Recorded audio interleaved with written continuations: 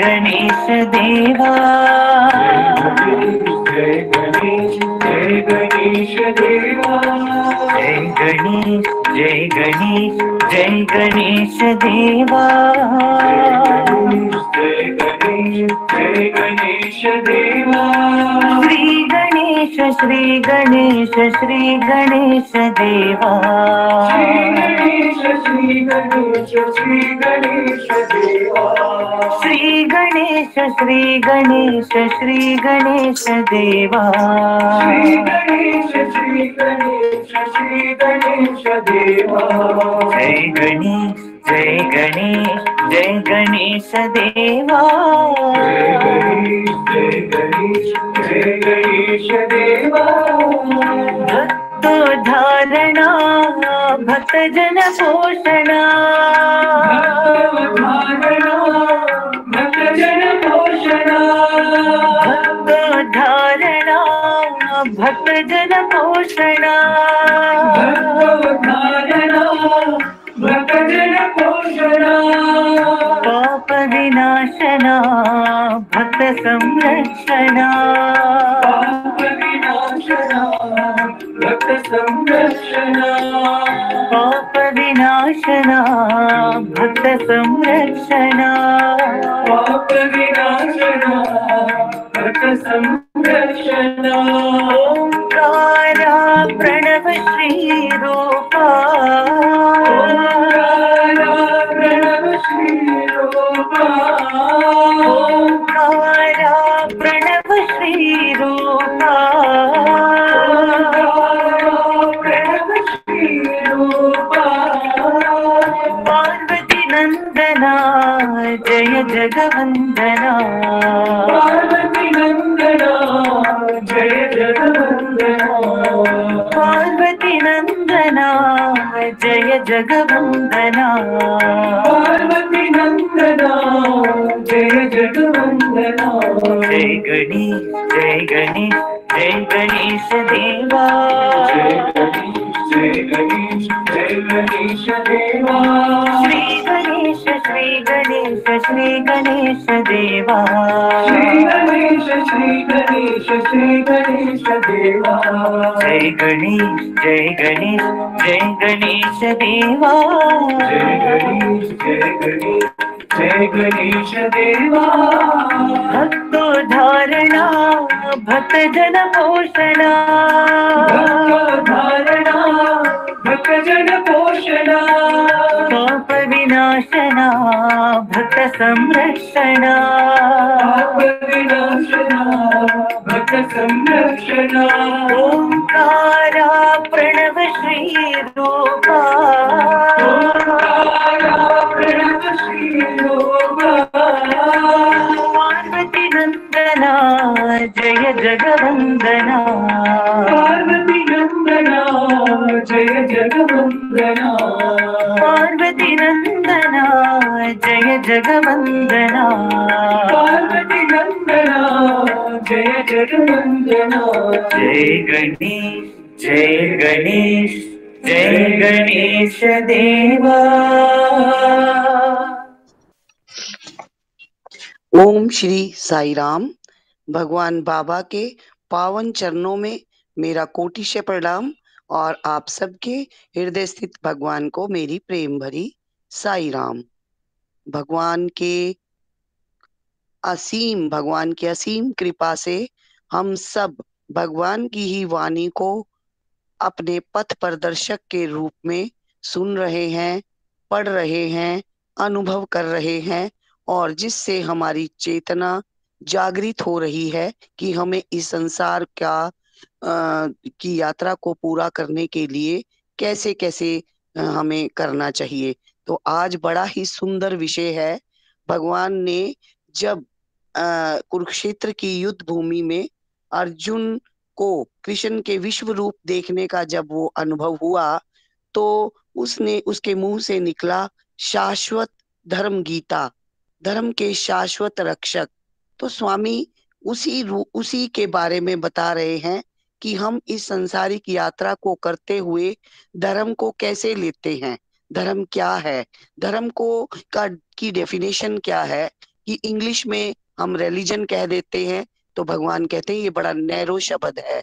और जैसे सूर्य का धर्म क्या है, प्रकाश देना, अग्नि का धर्म जलना। तो जब ये अपने धर्म से ही पहचान होती है, जब ये प्रकृति अपना धर्म नहीं छोड़ती, भगवान कहते हैं कि केवल मनुष्य ही अपना धर्म छोड़ता है और वो ही भटक जाता है।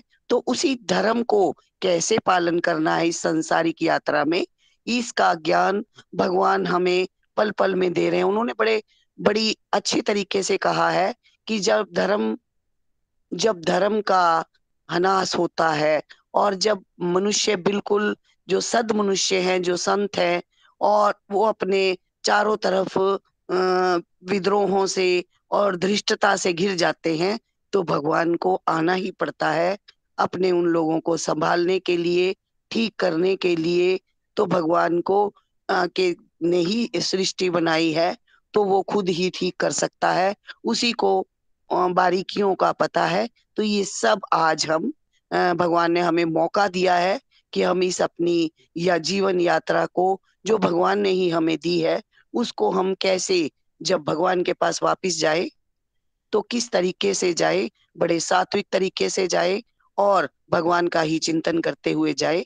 तो अब मैं मिसेस ग्रोवर से रिक्वेस्ट करती हूँ कि वो इस 16वां चैप्टर सत्यम शिवम सुंदरम भाग 7 का 16वां चैप्टर शाश्वत रक्षक, इसके बारे में हम सबको पढ़ें, उसका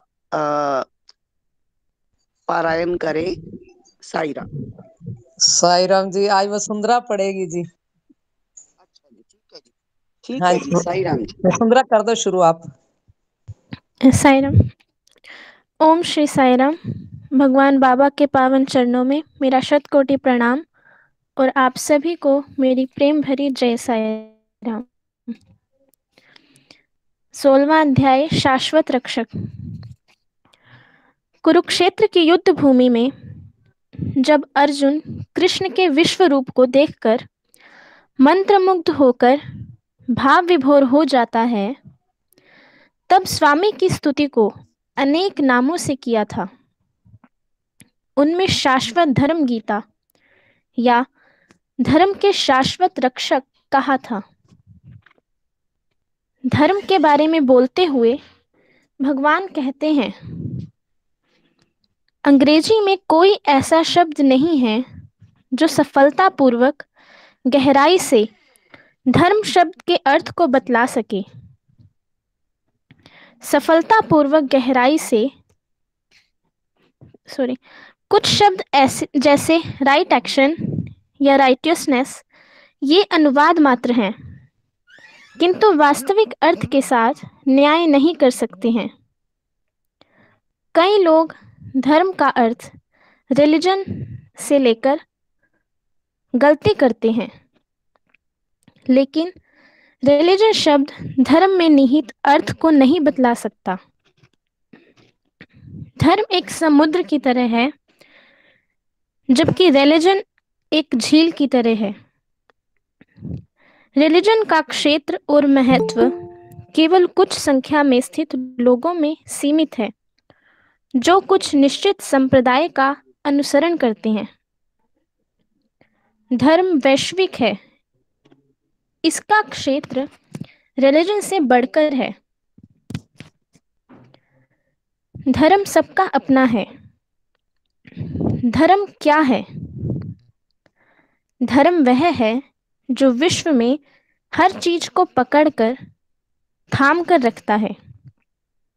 इसका मतलब यह है कि धर्म के बिना विश्व में किसी चीज का अस्तित्व नहीं है।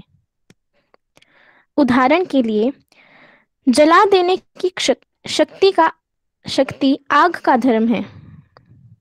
जब यह जलाने की शक्ति खो देता है, तब यह आग नहीं कहलाता है। जब बर्फ अपने ठंडेपन की शक्ति खो देता है, तब वह बर्फ नहीं कहलाता है। उसी प्रकार मनुष्य का धर्म सदाचार का व्यवहार है।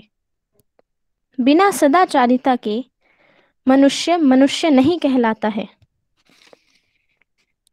दुर्भाग्यवश मनुष्य ही धर्म से अलग रहता है। इस विश्व में कोई भी एकाएक अपने धर्म से नहीं मुड़ता है। यह मनुष्य ही है और मनुष्य मात्र ही जो विवेक की अनोखी शक्ति से युक्त है। वह अभ्यास के द्वारा आध्यात्मिक सत्य को भगवान के रूप में पहचान सकता है या समझ सकता है। उसके हृदय के अंदर एक शाश्वत संघर्ष चलता रहता है। शरीर के नीचे की ओर जाने की अभिलाषा से जब वह शरीर की इच्छाओं को पूरा करना चाहता है, तब वह जानवर के स्तर पर आ जाता है। और जब वह आत्मा की अभिलाषाओं का अनुसरण करता है, तब वह देवत्व के स्तर पर पहुंच जाता है। इस आंतरिक घमासान संघर्ष में जब वह भौतिकता को अपने ऊपर हावी होने देता है, तब वह अपने धर्म से विमुख हो जाता है और गलत काम करने लगता है। जब वह आध्यात्मिकता से हाथ मिलाता है, तब वह धर्म का अनुसरण करने लगता है। धर्म के शाश्वत रक्षक जो हर किसी के हृदय में निवास करता है, वह हमेशा मनुष्य की सहायता उसके इस संघर्ष में करने के लिए तैयार रहता है, यदि मनुष्य उसकी सहायता चाहता है। मानव समाज की सभी लड़ाइयाँ मनुष्य के अंदर के संघर्ष के प्रतिबिंब मात्र हैं। मानव के इतिहास में दो प्रकार के संघर्ष हमें दिखाई देते हैं। पहले प्रकार में भौतिक या सांसारिक शक्तियाँ एक तरफ हैं और आध्यात्मिक शक्तियाँ दूसरी तरफ हैं। दूसरी श्रेणी में भौतिक शक्तियाँ दोनों तरफ से भौतिकता को यानी सांसारिक वस्तुओं को प्राप्त करने के लिए हर एक को दुख की ओर ले जाती है। मानव इतिहास में लड़ा गया हर युद्ध इनमें से किसी एक श्रेणी पर आधारित है। धर्म मानव समाज में तभी विकसित होता है जब आध्यात्मिक शक्तियों का हाथ ऊपर रहता है, और धर्म का ह्रास तब होता है जब सांसारिक शक्तियों का हाथ ऊपर रहता है। यह शाश्वत रक्षक का ईश्वरीय प्रतिज्ञा है कि वे कभी भी धर्म का ह्रास इस संग्राम में नहीं होने देंगे। यदि धर्म युद्ध में हार जाता है तो संसार ही जाएगा। मानव जाति के इतिहास में क्लिष्ट परिस्थितियों में वे प्रत्यक्ष हो जाते हैं और आध्यात्मिक शक्ति को आगे बढ़ाते हुए नेतृत्व करते हैं। वे धर्म की रक्षा करके संसार की रक्षा कर देते हैं। मानव इतिहास के इस अत्यंत खतरनाक क्षण में जब सांसारिक शक्तियों की जीत होने की संभावना हो रही है, तब शाश्वत रक्षक भगवान सत्य साईं बाबा के रूप में प्रत्यक्ष हुए हैं। प्रशांति निलयम में 4 अक्टूबर सन 1967 में अपने सार्वजनिक भाषण के आरंभ में बाबा ने अपने ईश्वरीय मिशन के बारे में एक खुलासा एक कविता के रूप में किया था। जब आचरण के नियम मानव समाज में बदलते समय के साथ नष्ट हो जाते हैं, तब वे आते हैं और मानव जाति को सही रास्ते पर लाते हैं।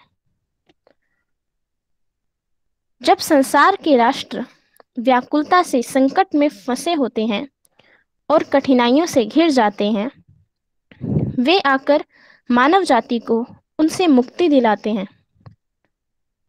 जब अच्छे लोग, नेक लोग और संत प्रकृति के लोग धूर्तता के द्वारा चहुं ओर से संकटों में फंस जाते हैं, वे आकर उन लोगों को राहत प्रदान करते हैं और वे आकर प्राचीन शास्त्रों एवं ग्रंथों को फिर से नया अर्थ देकर उनमें निहित रहस्यों का उद्घाटन करते हैं।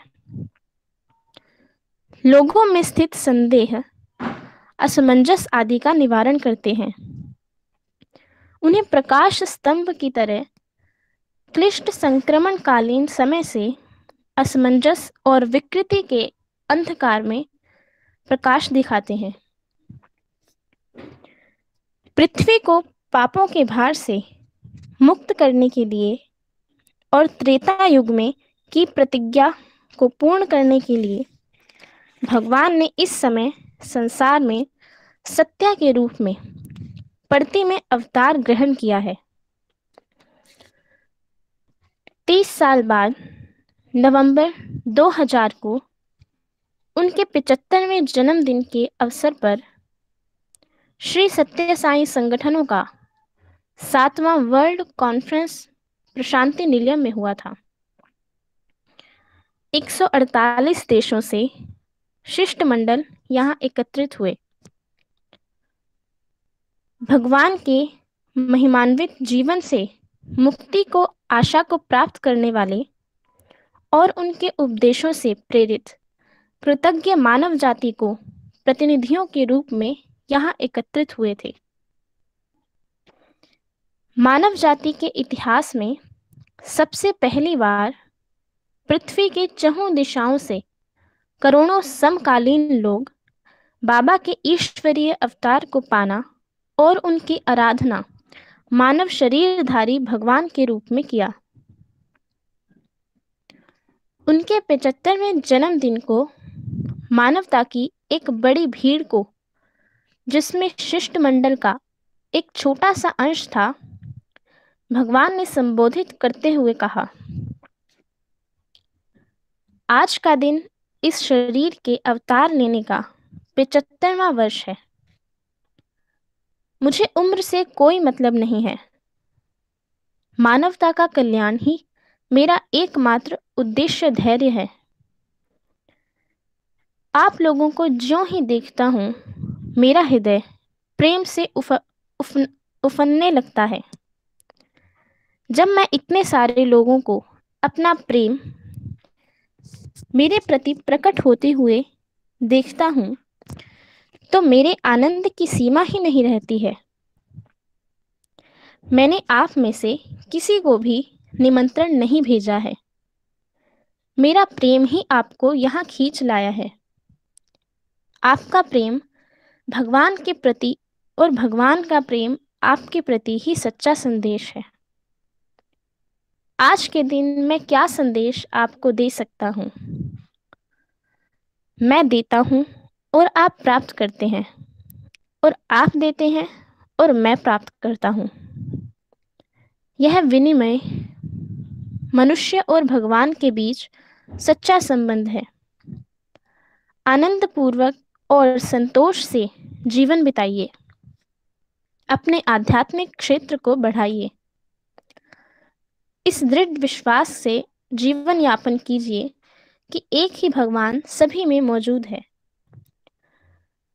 आपके पास जीवन में सब कुछ हो सकता है, यदि आपके पास प्रेम हो तो। किसी से भी घृणा मत कीजिए। आपके जीवन का यह प्रमुख आदर्श होना चाहिए। यह आपके लिए मेरा संदेश है। प्रेम ही मेरा एकमात्र धन है। ये सभी भव्य एवं विशाल भवन भगवान के नहीं हैं, वे भक्तों के हैं। साईं के पास जो एकमात्र ध्यान या संपत्ति है, वह आप सबके प्रति असीम प्रेम।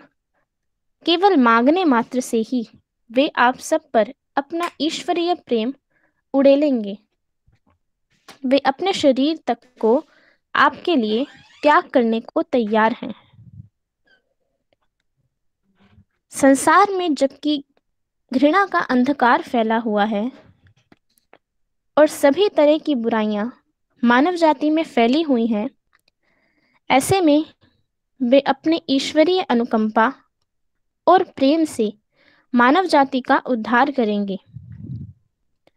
उन्होंने सभी प्रकार की खराबियों को मानव जाति से हटाने के लिए प्रेम का बोध एवं अभ्यास करने को प्रेरित किया है। मानव जाति के जीवित रहने के आसार उस समय अच्छे थे जब हम बाघों से अपनी रक्षा करने से साधन रहित थे। आज की तुलना में जबकि हम अपने प्रति असुरक्षित हो गए हैं। सुप्रसिद्ध इतिहासकार आर्नोल्ड टॉयनबी ने कहा है, आज मानव जाति में उपस्थित सभी समस्याओं का कारण मानव स्वयं है। आओ हम समकालीन संसार की समस्याओं की ओर एक नज़र देखते हैं। विकसित देशों के लोगों के जीवित रहने के स्तर विकासाधीन देशों के जीवित रहने के मध्य की खाई भी कभी भी आज जितनी गहरी नहीं थी। यह अत्यंत शर्म की बात है कि आज लोग भूख के कारण मर रहे हैं, जबकि विज्ञान और तकनीक में इतनी सारी प्रगति हुई है और हम लोगों की प्राथमिक आवश्यकताओं की पूर्ति कर सकते हैं यदि हमारे अंदर सामूहिक रूप से करने की इच्छा हो तो। इसके विपरीत हमारे पास हथियारों का ढेर लगा हुआ है जिससे सामूहिक विनाश किया जा सकता है। इस सुंदर पृथ्वी को कुछ क्षणों में सत्यानाश कर सकते हैं। जब एक वैज्ञानिक ने भगवान से कहा कि इस संसार के पास काफ़ी आणविक अस्त्रों का भंडार है जिसकी सहायता से सैकड़ों बार इसे नष्ट कर सकते हैं, तब बाबा ने उस वैज्ञानिक से कहा, कैसे कोई इस संसार को एक बार से अधिक बार नष्ट कर सकता है। इसलिए अल्बर्ट आइंस्टाइन ने अनुभव किया, तकनीकी प्रगति ठीक उसी प्रकार है जिस तरह एक व्याधिग्रस्त अपराधी को हाथ में कुल्हाड़ी दे दी जाए। एक पागल अपराधी के कुल्हाड़ी से स्वयं को मार डालने के आसार सर्वाधिक हैं। शायद रायन बी को उपसंहार देने के पीछे यही बात रही होगी। समस्याएं आत्महत्या द्वारा मरती हैं, हत्या के द्वारा नहीं।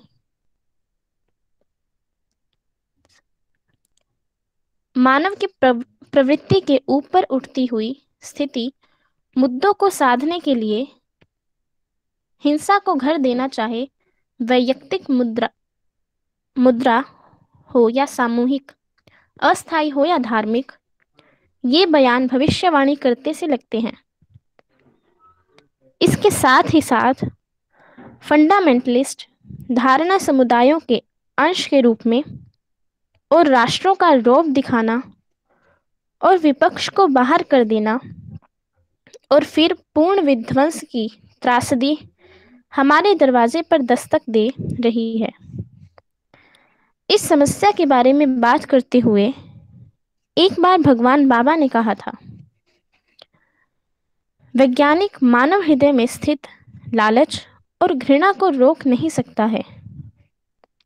वह केवल उनको अस्त्र शस्त्रों को प्रदान करता है और उनमें लेथल प्रवीणता को बढ़ाता है। विज्ञान में अनुसंधानों के फलस्वरूप मनुष्य विनाश के भय से दिन गुजार रहा है। किसी भी क्षण घृणा के आंधी तूफान से बमों की वर्षा उनके घरों पर हो सकती है। विज्ञान ने मनुष्य में आत्मविश्वास को समाप्त कर दिया है। उसे अपने बारे में भी भरोसा नहीं है। उसे अपने से भय हो रहा है और थोड़ी सी उत्तेजनात्मक कार्यवाही होने से वह खतरनाक जंगली जानवर हो जाता है। हम घोर पर्यावरण की समस्या से जूझ रहे हैं। यह सब आधुनिक टेक्नोलॉजी के कारण हुआ है। जो इस बात की धमकी दे रहा है कि पृथ्वी पर जीवन ही समाप्त कर देगा। हमें पता है ऐसी कई जातियां और प्रजातियां हैं जो नष्ट होने की कगार पर हैं। कई प्रजातियां जो कई सहस्त्रों वर्षों से पृथ्वी पर थीं, वे समाप्त हो रही हैं और हमारा बायोस्फीयर भी नष्ट होता जा रहा है। आगे चलकर इन सब बर्बादियों से क्या मानव जाति बनी रहेगी, इसमें संदेह है। क्या यह हमें निराशा की ओर ले जा रहा है?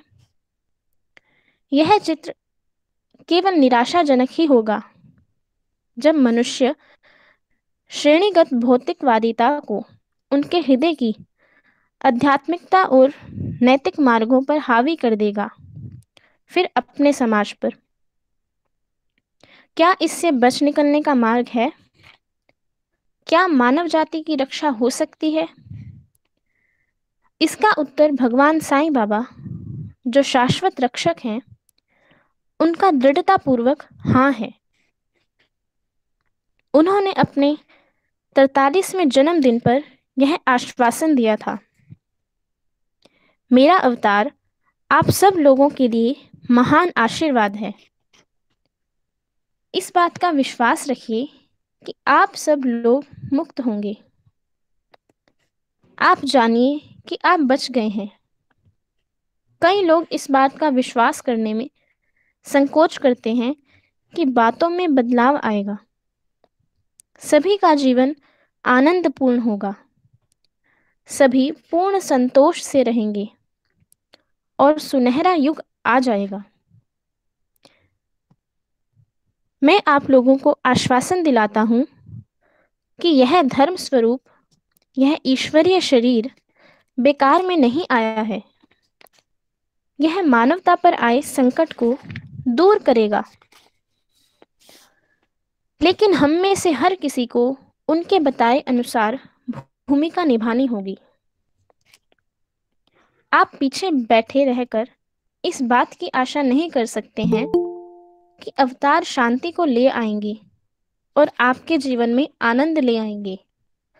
अवतार आपको चेताने, मार्गदर्शन करने, जगाने, मार्ग को बिछाने और प्रेम का प्रकाश आप पर बिखेरने के लिए आए हैं। लेकिन मनुष्य को सुनना पड़ता है, सीखना होता है और आशा एवं विश्वास के साथ आज्ञा मानना होता है। क्या हम तैयार हैं? रक्षक ने साफ साफ कहा है, यदि हृदय में सदाचारिता है तो चरित्र में सुंदरता हो रहेगी। यदि चरित्र में सुंदरता रहेगी तो घर में समरसता रहेगी। यदि घर में समरसता रहेगी तो राष्ट्र में अनुशासन रहेगा, और यदि राष्ट्र में अनुशासन रहेगा तो संसार में शांति रहेगी। अतः हर अकेला व्यक्ति संसार के कल्याण के लिए कुंजी है। यहाँ एक छोटी सी कहानी है। एक बार 6 बरस का लड़का अपने पिताजी से अनेक प्रश्न पूछते हुए तंग कर रहा था। जब उसका पिता किसी गंभीर कार्य में निमग्न था, होशियार पिता ने एक प्लान बनाया जिससे लड़के को उस काम में लगा दे जिससे वह प्रश्न पूछना छोड़ दे। उन्होंने एक पत्रिका निकाली, उसमें स्थित संसार के मानचित्र को अनेक टुकड़ों में फाड़ दिया और फिर लड़के से कहा कि उन टुकड़ों को इस प्रकार साथ रख दे कि नक्शा फिर से पहले जैसा दिखे। पिता ने सोचा इस काम में कम से कम लड़का 1 घंटे तक तो दूर रहेगा, लेकिन लड़का 5 मिनट में दिए गए काम को पूरा करके लौट आया। आश्चर्य में पड़े पिता ने उससे पूछा, कैसे उसने इस काम को इतना जल्दी कर लिया है? बहुत सरल है, लड़के ने उत्तर दिया। नक्शे के पीछे भाग में एक आदमी का चित्र था। मुझे वास्तव में पता नहीं था कि कैसे उस नक्शे को ठीक से लगाऊं, लेकिन जब मैंने उस आदमी के चित्र को ठीक से जोड़ दिया तो नक्शा अपने आप ठीक से लग गया। इस तरह से जब एक व्यक्ति को ठीक कर दिया जाए तो संसार को आसानी से ठीक कर दिया जा सकता है। इसलिए भगवान का आधारभूत मिशन व्यक्ति में बदलाव लाना है। सदाचारिता की भावना को स्थापित करके या धर्म को मनुष्य के हृदय में स्थापित करके लाया जा सकता है। यही धर्म स्थापना का आधारभूत है। यह मनुष्य को क्या सही है और क्या गलत है यह सिखलाता है और इच्छा शक्ति को विकसित करने में सहायता करता है, जिससे किसी भी परिस्थिति में वह सदाचारिता का व्यवहार कर सके। जीवन के प्रत्येक क्षण में मनुष्य के सामने प्रेयस और श्रेयस के लिए विकल्प हैं। प्रेयस यानी सुहावना को चुनकर उसे तुरंत तृप्ति मिल जाती है, लेकिन आनंद कम समय के लिए रहता है और अंत में दुख पहुंचाता है। लेकिन अच्छे को चुनना आरंभ में कष्टदायक प्रतीत हो सकता है, किंतु अंत में चिरकाल तक रहने वाले आनंद और शांति को प्राप्त करता है और अंत में उसे भगवान से जोड़कर अमरत्व प्रदान करता है। श्रेयस और प्रेयस को जीवन के हर क्षण से चुनना धर्म का अभ्यास करने का महत्वपूर्ण अंश है। केवल क्या सही है जानना मात्र पर्याप्त नहीं है। हर क्षण ठीक काम को करना चाहे देर से क्यों ना हो लाभदायक होता है। महाभारत के दुष्ट पात्र दुर्योधन ने इस प्रकार कहा है, मैं जानता हूं कि क्या सही है, लेकिन उसका अभ्यास करने के लिए मेरे पास इच्छा शक्ति नहीं है। मुझे पता है क्या गलत है, लेकिन उसको त्याग देने की इच्छा शक्ति नहीं है। व्यक्ति कैसे इस दुष्चक्र घेरे से बाहर आ सकता है? यह संभव है जब कोई आध्यात्मिक आनंद का अनुभव साधना के द्वारा करता है। सभी आध्यात्मिक अभ्यासों का सार व्यक्ति में भगवान के प्रति प्रेम को और अधिक गहन करना है। यही नहीं, संगी साथियों के प्रति भी प्रेम को बढ़ाना है। मनुष्य का मन आध्यात्मिक आनंद का अनुभव करके मजबूत किया जा सकता है। तब जाकर व्यक्ति इस बात को समझ सकता है कि अच्छा सुहावना से बड़ा है और बहुत अधिक तृप्ति देने वाला है।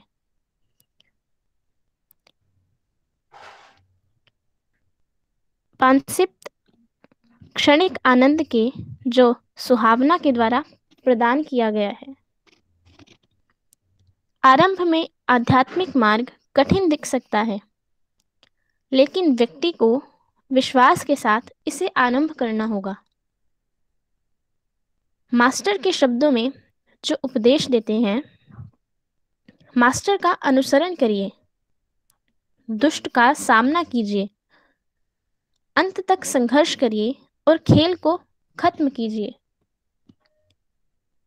संत अगस्टिन के अनुसार विश्वास से देखी गई चीजों में विश्वास करना है उन लोगों के शब्दों में जिन्होंने देखा है, और विश्वास का फल यह है कि आप अपने आप उसे देखेंगे जिसमें आप विश्वास करते हैं।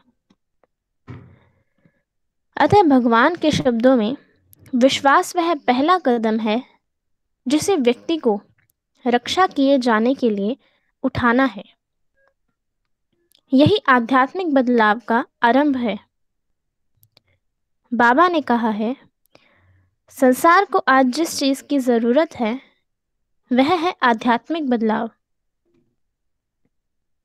आध्यात्मिकता की अनुपस्थिति के कारण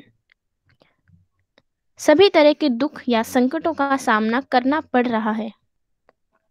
संसार में संघर्ष अनियमितता अपना स्थान बनाए हुए है। धार्मिक रूढ़िता द्वारा दूषित हुए संसार में हमें आवश्यकता है कि आध्यात्मिकता और धार्मिकता में अंतर जानें।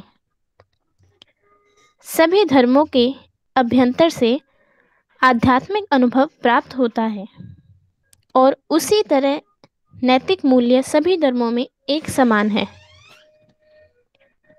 लेकिन वे सभी लोग जो धर्म का अनुसरण करने का दावा करते हैं वे इसके आध्यात्मिक और नैतिक मूल्यों का अभ्यास नहीं करते होंगे। धर्म के नाम पर लड़ाई झगड़े धर्म के ऐसे सतही अभ्यास करने वालों के द्वारा ही किया जाते हैं। भगवान बाबा ना तो नए धर्म की स्थापना करने आए हैं और ना ही वर्तमान मौजूद धर्म का प्रचार करने के लिए। वे सत्य, सदाचारिता, शांति, प्रेम और अहिंसा के द्वारा सभी धर्मों के आध्यात्मिक और नैतिक सार का उपदेश रूप में बतलाते हैं। इस सार का अभ्यास करके किसी भी धर्म के अनुयायी अपने धर्म के अच्छे अभ्यासकर्ता बन सकते हैं। जब कोई साईं के उपदेशों का अभ्यास करता है तो एक हिंदू अच्छा हिंदू, एक मुसलमान अच्छा मुसलमान और एक ईसाई अच्छा ईसाई बन सकता है। एक बौद्ध अच्छा बौद्ध बन सकता है और एक ज्यूज अच्छा ज्यूज बन सकता है। अतः वे उस समय सभी धर्मों को सींच रहे हैं जब भौतिकता मनुष्य को उनके धर्म से अलग कर रही है। इस अर्थ में वे सभी धर्मों का संवर्धन और संपोषण कर रहे हैं। भगवान अपने भक्तों को उद्बोधित करते हैं, किसी भी धर्म को नीचा मत दिखाइए, ना ही किसी धर्म को ऊंचा दिखाइए। सभी धर्मों को बने रहने दीजिए और बढ़ने दीजिए। सभी भाषाओं में भगवान की महिमा का गुणगान कीजिए। विभिन्न विभिन्न स्वरों में गाइए। धर्मों के मध्य अंतर का आदर कीजिए। जब तक वे एकता की ज्वाला को नहीं बुझाते हैं तब तक उनको मान्यता देकर पहचान दीजिए। सभी धर्मों का आधारभूत सत्य किसी भी देश या जाति के भेदभाव के एक ही है। सभी धर्म मनुष्य को घृणा, लालच, क्रोध, मोह से भरे हृदय को साफ करने को कहते हैं। इस हृदय को स्वच्छ करने की प्रक्रिया में सभी धर्म भगवान की अनुकंपा को फल के रूप में प्राप्त करते हैं। अहंकार के कारण भ्रष्ट हुए हृदय में ऊंच और नीच की भावना उत्पन्न होती है। यदि कोई यह तर्क करता है कि वह बड़ा है या उसका धर्म बड़ा है या पवित्रतम है, तो यही इसका प्रमाण है कि उसने विश्वास के सिद्धांत को भुला दिया है। सभी धर्मों के आधारभूत उपदेशों में साधना एकता का खुलासा करती है। वैश्विक प्रेम बाबा के उपदेशों का स्रोत है। उनके द्वारा उपदेशित किए 5 आधारभूत मूल्यों का संश्लेषण करते हुए बाबा कहते हैं कि प्रेम विचारों में सत्य है, प्रेम क्रिया में सदाचारिता है, प्रेम भाव में शांति है और प्रेम समझाने में अहिंसा है। अतः भगवान श्री सत्य साईं बाबा एकता में गूंथने वाली शक्ति बन गए हैं, जो संसार के हर देश से अपने अनुयायियों को खींच रहे हैं। उनके करिश्माई व्यक्तित्व को धन्यवाद है। उनके वैश्विक दृष्टि को सलाम है। वे स्पष्ट करते हैं, संसार में केवल एक धर्म है, वह है प्रेम का धर्म। संसार में केवल एक जाति है, वह है मानवता की जाति। संसार में केवल एक भाषा है, वह है हृदय की भाषा। और संसार में केवल एक भगवान है, वह सर्वत्र विद्यमान है। जब मानव के हृदय में प्रेम खिलता है, तब लालच और घृणा मानव समाज से भाग जाते हैं। यह मानवीय समस्याओं के समाधान के रूप में काम करता है। जब मानव मानवीय बन जाएगा, शोषण और वचन समाप्त हो जाएंगे, लड़ाई झगड़े और हिंसा अदृश्य हो जाएगी। प्रेम का सिद्धांत मनुष्य के लिए नया नहीं है। हर मास्टर जीना और प्रेम का पाठ सिखाया, लेकिन जब वह सर्वोच्च शिक्षा किताबों और वेदियों तक ही सीमित हो गई, तब 70 साल पहले भगवान सत्य साईं बाबा दुनिया में करिश्माई प्रेम की ज्योति के रूप में प्रत्यक्ष हुए। दुनिया भर में करोड़ों लोगों के हृदय में प्रेम की ज्योति को प्रज्वलित किया था। उन्होंने अगणित संघर्षशील मानव आत्माओं में स्वार्थ रहित प्रेम को उनके परिवारों और समुदायों को प्रदान किया था। उनकी संख्या प्रतिदिन बढ़ती ही जा रही है। सत्य साईं बाबा मेरे हृदय में एक भाव को पैदा कर रहे हैं। वह इतना पीड़ादायक सुंदर है कि मैं इस बात से विश्वस्त हूँ कि हम मानव आत्माएं जो इस संसार में पैदा हुई हैं, वह इसका अनुभव प्राप्त करना चाहेंगी। बिल एरिकन ने कहा है, जो स्पिरिचुअल नोमाड यानी आध्यात्मिक घुमंतु हैं और जिन्होंने प्रशांति निलयम के दर्शन किए हैं, ये स्कॉटलैंड के रहने वाले हैं।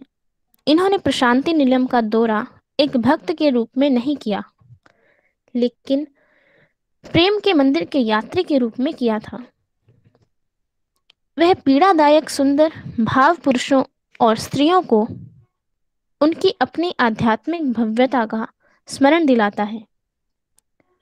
उनके प्रेम की शक्ति और महानता हर किसी को उनके धर्म, देश, स्तर और जाति के भेदभाव को आकर्षित करती है।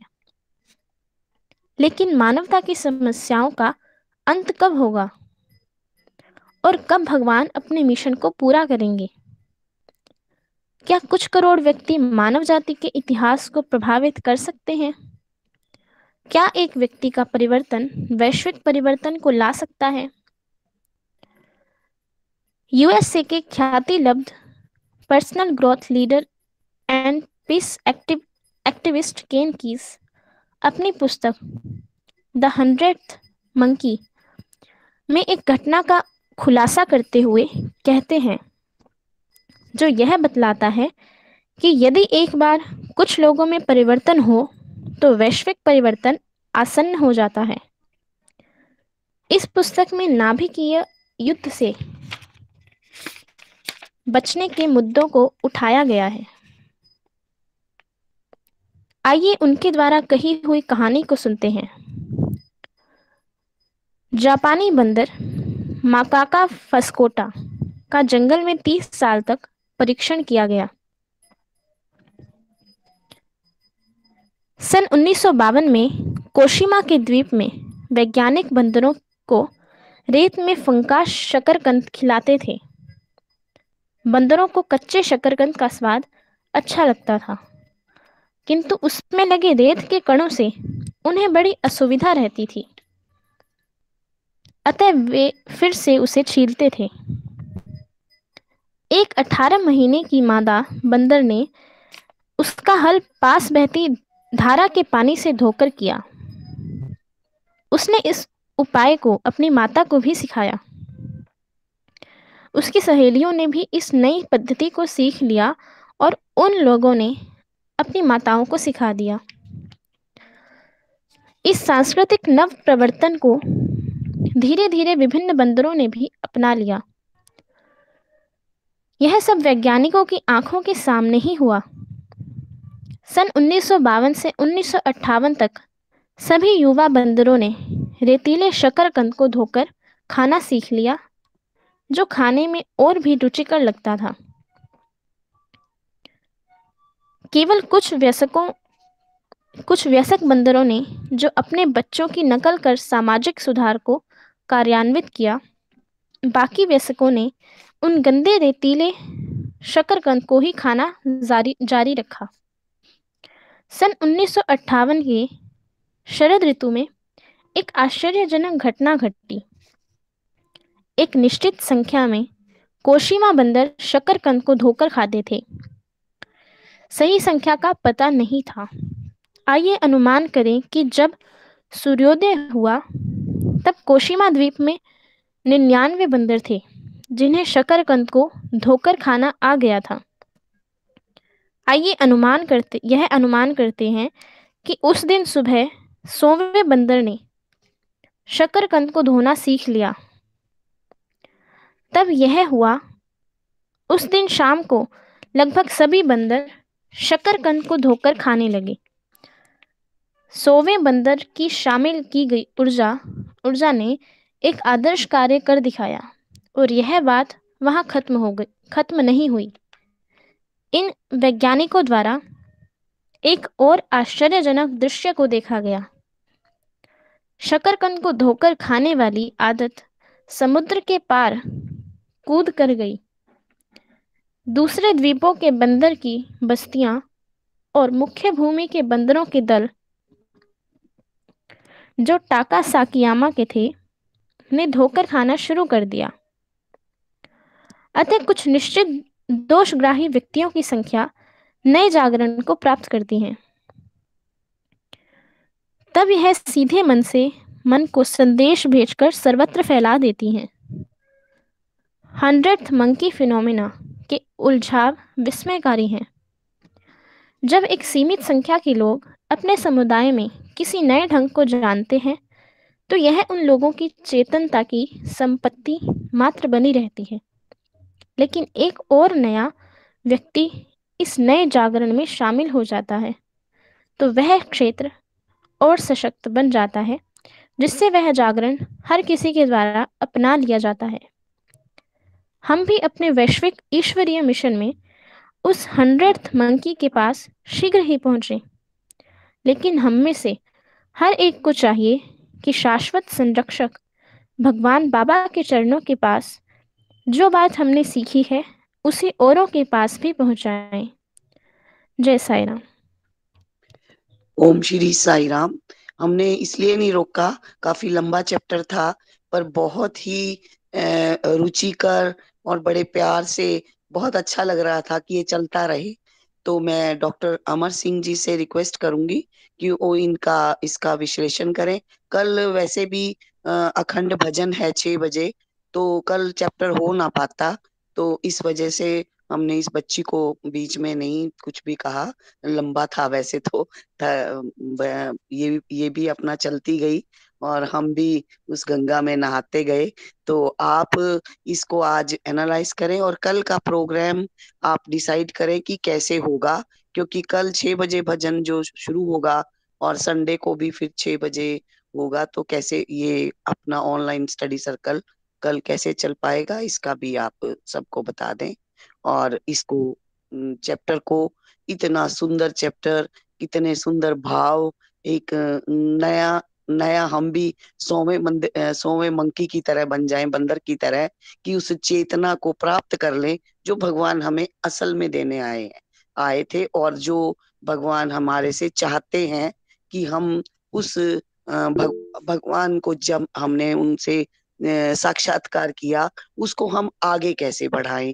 साई राम। साई राम। भगवान बाबा के दिव्य चरणों में मेरा कोटि से प्रणाम और उपस्थित सब भक्तजनों के हृदयवासी भगवान को साई राम।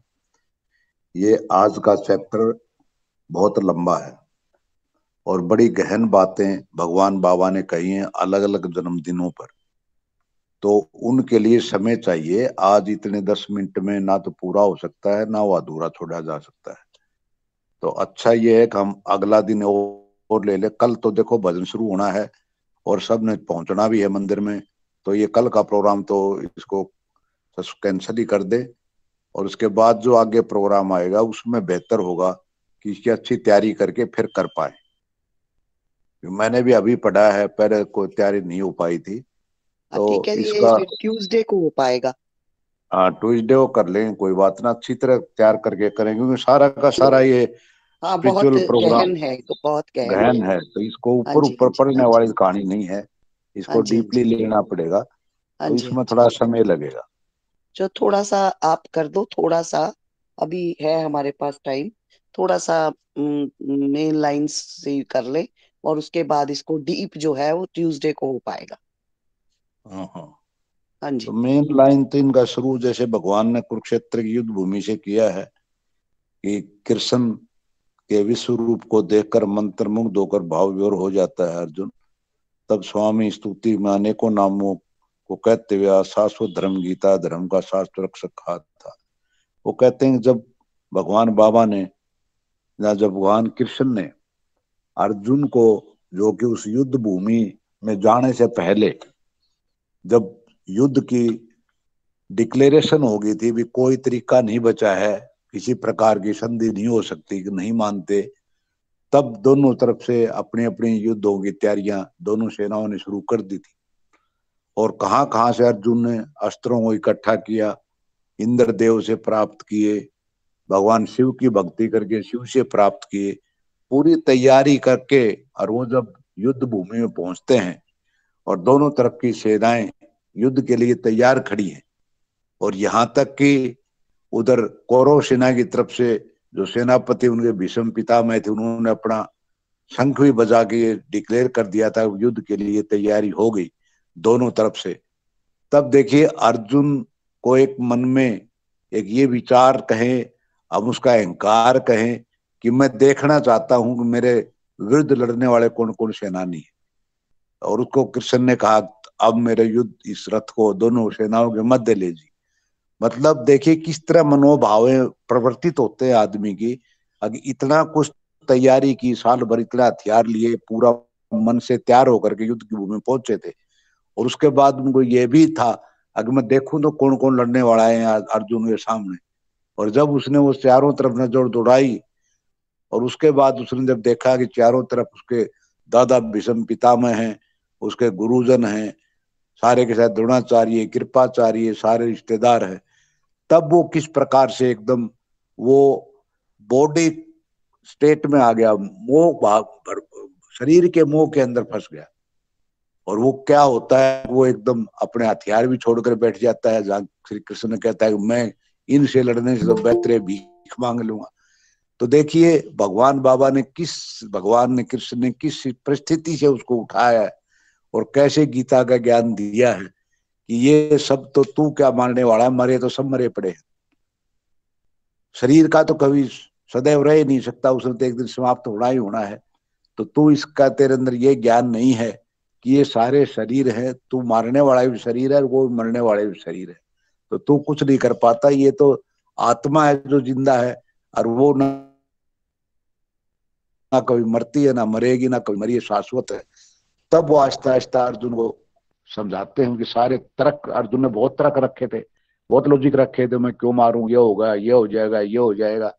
और लेकिन जब भगवान कृष्ण ने उसको आहिस्ता आहिस्ता बताना शुरू किया, और उसके अंदर की जब सारा का सारा भेद निकाल के उसको सामने समझाया, तब जाकर के वो उसको समझ आया युद्ध के लिए। फिर तो उसने ये कह दिया, मुझे नहीं पता क्या होना और क्या करूंगा, युद्ध से जीत होगी हार होगी, अब तो आप ही मेरे सब कुछ है, आप ही समझाओ, जो कहेंगे मैं वो मान लूंगा।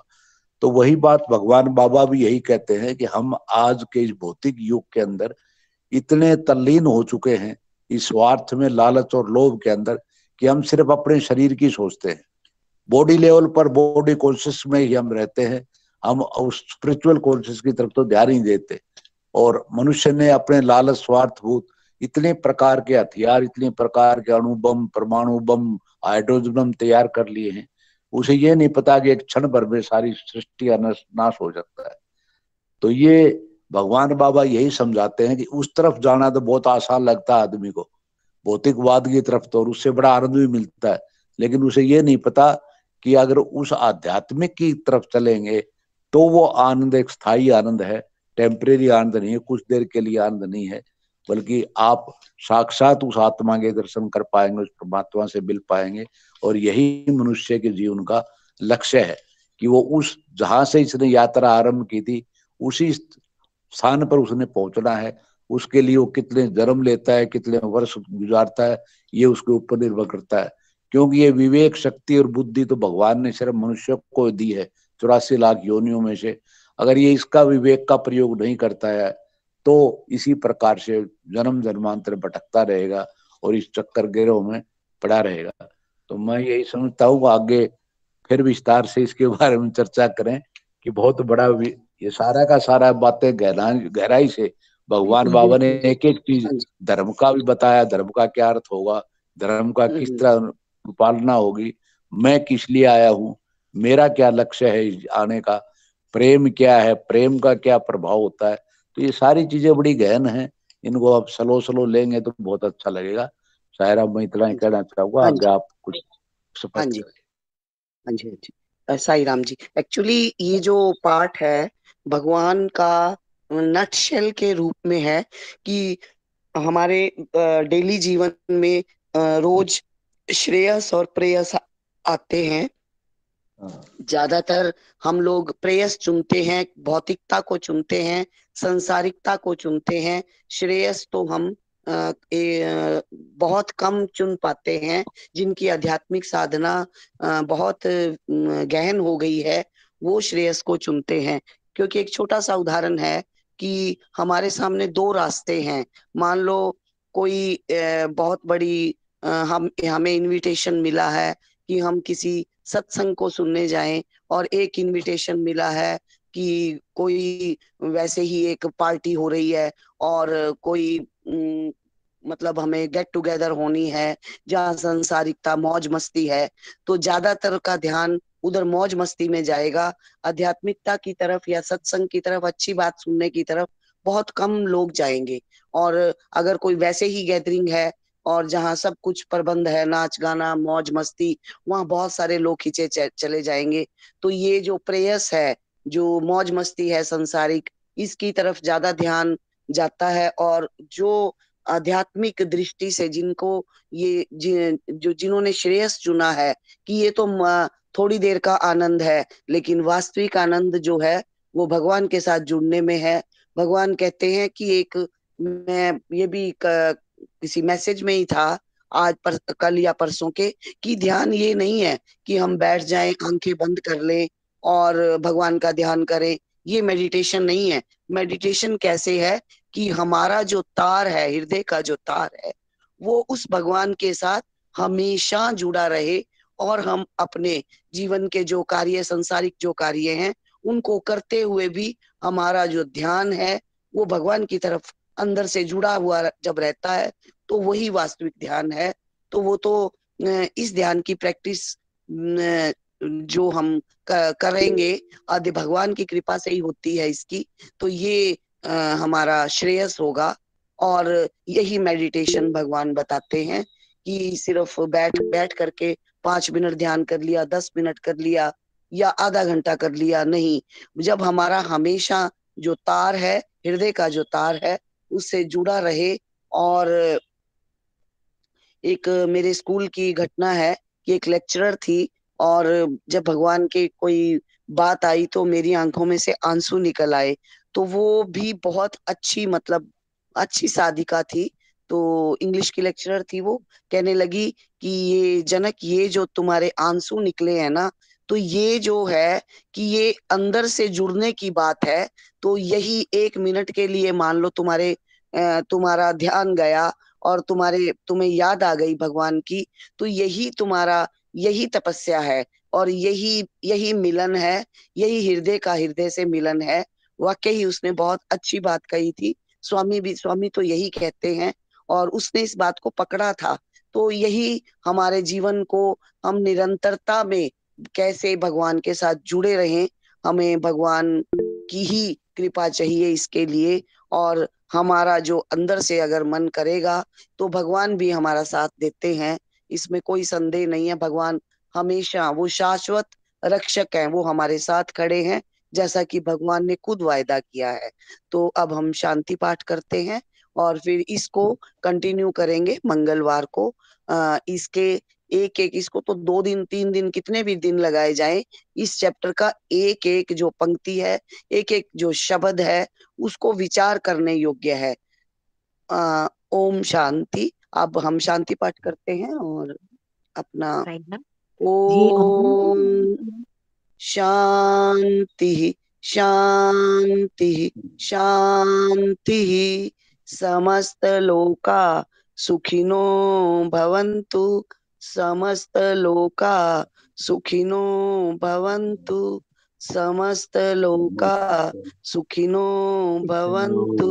ओम शांति शांति शांति। बोलो भगवान श्री सत्य साईं बाबा जी की जय। आप सबको प्रेम भरी साई राम। भगवान ऐसे ही सब पर कृपा बरसाते रहे, ना आशीर्वाद देते रहे, हमेशा हमारे शाश्वत रक्षक बने रहें और हम सब ऐसे ही मिलते रहें। साई राम।